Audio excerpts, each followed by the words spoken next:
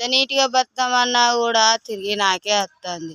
ఇవాళ ఎవరికి కాడికి పోయినా కూడా నేను న్యాయం చేస్తలేను, నేను ఎవరికి అన్యాయం చేస్తలేను. ఇవాళ నా ఇంట్లో నాదేందో తిని నా బుక్క నేను తినుంటే ఇవాళ ఎవరి కాడికి పోదామన్నా కూడా నేను 10 మందికి 10 రూపాయలు ఇప్పించి ఆ 10 గట్టలేకపోయే వరకనే నేను సుధా లంగ పేరు అయిపోతానా, నేను సుధా లంగదాన అయిపోతానా.